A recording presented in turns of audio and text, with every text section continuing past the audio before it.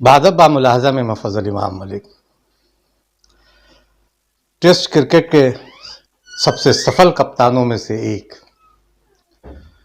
सबसे सफल भारतीय कप्तान कहा जा सकता है विराट कोहली ने आखिर टेस्ट क्रिकेट की कप्तानी से भी अलविदा करने का फैसला किया। यानी उन्होंने अचानक भारतीय टेस्ट टीम की कप्तानी छोड़ने का फैसला किया।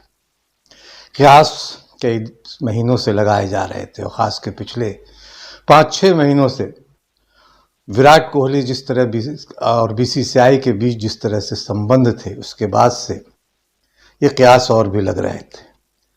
विश्व T20 क्रिकेट वर्ल्ड कप में भारतीय टीम के हार के बाद से ही ये संबंध और भी खराब हुए, बिगड़े। और फिर पहले उन्होंने खुद T20 कप्तानी छोड़ी, T20 टीम की कप्तानी छोड़ी और उसके बाद अचानक एक फैसला आता है जिसमें उन्हें वनडे टीम की कप्तानी से हटा दिया जाता है। ये फैसला अप्रत्याशित था। जाहिर है कि एक तलवारें खिंच गई थी विराट कोहली और बीसीसीआई के बीच, खास के बीसीसीआई के अध्यक्ष चेयरमैन जो भी कहें, सौरभ गांगुली का एक सार्वजनिक बयान आया और उस सार्वजनिक बयान के बाद विराट कोहली ने बाकायदा प्रेस कॉन्फ्रेंस की, अपनी बात रखी और टेस्ट क्रिकेट के कप्तान तो बनाए गए, लेकिन उन्होंने सौरभ गांगुली पे जिस तरह से हमले किए, जिस तरह से अपनी बात रखी, भारतीय क्रिकेट इतिहास में दूसरा मौका है जब किसी क्रिकेट खिलाड़ी ने बीसीसीआई से पंगा लिया। बहुत पहले, बरसों पहले जिमी अमरनाथ ने, महेंद्र अमरनाथ के नाम से हम तमाम लोग जानते हैं, उन्होंने चयनकर्ताओं के रवैये को लेकर उन्हें जोकरों का समूह कहा था। ये खुलकर एक बीसीसीआई के खिलाफ बगावत तो, और अब विराट कोहली ने, नहीं तो दिग्गज से दिग्गज खिलाड़ी, चाहे वो भारत रत्न सचिन तेंदुलकर ही क्यों ना, सचिन तेंदुलकर से सुनील गावस्कर से लेकर कपिल देव और संदीप पाटिल और जितने भी तुर्रम खां खलीफा क्रिकेटर है, वो बीसीसीआई से पंगा लेने से घबराते हैं। लेकिन विराट कोहली ने सौरभ गांगुली को उन्हीं के अंदाज में जवाब दिया और शायद उसी दिन इस बात की इबारत लिखी गई थी कि देर सवेर विराट कोहली ये फैसला ले सकते हैं। वो फैसला हाई नोट पे लेना चाहते थे। दक्षिण अफ्रीका के खिलाफ टेस्ट सीरीज जीतकर वो भारतीय टेस्ट टीम की कप्तानी छोड़ना चाहते होंगे, लेकिन ऐसा नहीं हुआ। तीसरे टेस्ट में भारतीय टीम 7 विकेट से हार गई और हार के एक दिन बाद विराट कोहली ने टेस्ट क्रिकेट की कप्तानी छोड़कर बीसीसीआई और सच कहें तो सौरभ गांगुली को सकते में डाल दिया होगा। सौरभ गांगुली कोई कदम उठाते, कोई वार करते, इससे पहले ही विराट कोहली ने अपने दौर से उन्हें चित कर दिया।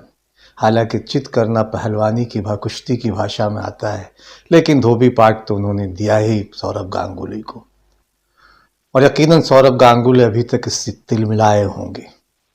लेकिन एक बड़ी घटना है, क्योंकि 2014 के बाद जब महेंद्र सिंह धोनी ने संन्यास लिया था और दिसंबर में उन्हें 2014 में विराट कोहली को भारतीय टीम की अगुवाई सौंपी गई थी, कप्तानी सौंपी गई थी, तब से लेकर अब तक उन्होंने जिस तरह की मंजिलें तय की और भारतीय टेस्ट टीम को जिस शिखर पे पहुंचाया, वो अपने आप में अद्भुत है।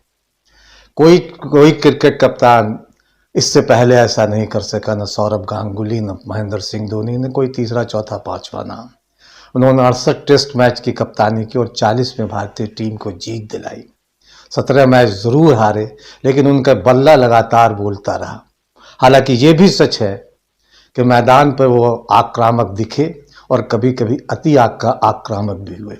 और अति से उनको नुकसान हुआ, उनके विरोध उनकी आलोचनाएं हुई मैदान में भी और मैदान से बाहर भी। और पिछले 1-2 सालों की बात करें तो शायद शायद उनके बल्ले से रनों का प्रवाह, शायद नहीं यकीनन उनके बल्लों से रनों का प्रवाह रुक गया था, थम गया था, रन नहीं बन रहे थे। और यही वजह रही कि उनके आलोचक उन पे हावी और उनकी आलोचना ज़्यादा होने लगी। और फिर जिस तरह से पिछले 7-8 महीने में माहौल उनके खिलाफ हुआ, उनके आलोचना ज़्यादा होने लगी, मैदान की बातें मैदान से बाहर होने लगी और ड्रेसिंग रूम में एक चुप्पी जो बहुत चीख कर उनसे कुछ कह रही थी। यकीनन वो परेशान हुए होंगे। हालांकि इसे लेकर दूसरी कहानियां भी बनती रही हैं। कभी अनिल कुंबले को बतौर कोच हटाने में उनकी बड़ी भूमिका रही थी, तब उनका दादागिरी चलती थी। विनोद राय जो पार्ट टाइम के प्रमुख थे बीसीसीआई के, उनके काल में विराट कोहली का दबदबा था बीसीसीआई में। वो स्याह को सफ़ेद करते थे और सफ़ेद को स्याह। अब लगभग उसी तरह से अगर आज उनकी विदा हो रही है विराट कोहली की, तो थोड़ा अपने आत्ममंथन अपने आप में भी करना होगा कि कहाँ कहाँ उनकी गलतियाँ हुई। हालांकि इधर कुछ दिनों से उनके व्यवहार में थोड़ी तब्दीली ज़रूर आई थी। मैदान के बाहर जो आक्रामकता उनकी थी वो कम हुई थी। प्रेस वालों को से भी अक्सर वो भिड़ते दिखाई देते थे। लेकिन पिछले कुछ टेस्ट मैचों में ये कहानी कम दिखाई दी। वो थोड़ा बहुत सलीके से पेश आए। ये एक बदली हुई परिस्थिति थी। लेकिन सच ये है कि विराट कोहली ने अपनी अगुवाई में, अपनी कप्तानी में भारतीय टेस्ट टीम को एक ऊंचाई तो दी। और जैसा मैंने पहले कहा कि ऐसा न तो कभी सचिन तेंदुलकर कर सके, न राहुल द्रविड़ कर सके, न सौरभ गांगुली कर सके, न महेंद्र सिंह धोनी कर सके। और दिलचस्प यह है कि उन्होंने सोशल मीडिया पर अपने कप्तानी छोड़ने का जो फैसला किया, उसमें सिर्फ 2 लोगों का उल्लेख किया, एक महेंद्र सिंह धोनी का और एक रवि शास्त्री का। और महेंद्र सिंह धोनी का नाम तो उन्होंने सचमुच बहुत लेना भी चाहिए था, क्योंकि इंग्लैंड दौरे पे जिस तरह से वो फ्लॉप रहे थे महेंद्र सिंह धोनी की अगुवाई में, जब भारतीय टीम वहाँ गई थी और लगातार उनका बल्ला खामोश रहा था, लेकिन फिर भी महेंद्र सिंह धोनी ने उन्हें टीम में बनाए रखा, उन पर भरोसा जताया। और इसका नतीजा है कि वो एक बड़े खिलाड़ी के तौर पर उभरे और बतौर कप्तान उनके बल्ले से लगातार रन फूटते रहे। इसलिए माही का जिक्र उन्होंने किया, धोनी का जिक्र किया और रवि शास्त्री का, क्योंकि रवि शास्त्री के साथ उनके रिश्ते बहुत अच्छे थे। तो भारतीय टीम को 2 टेस्ट खेलने के लिए अभी श्रीलंका जाना है। जाहिर है कि दीवार पर लिखी इबारत शायद विराट कोहली ने पढ़ लिया था, इसलिए उन्होंने ये फैसला लिया। हालांकि ये भी उतना ही सच है कि अभी 2 साल पहले 2019 में उन्हें आईसीसी ने 2 बेहतरीन पुरस्कार से नवाजा।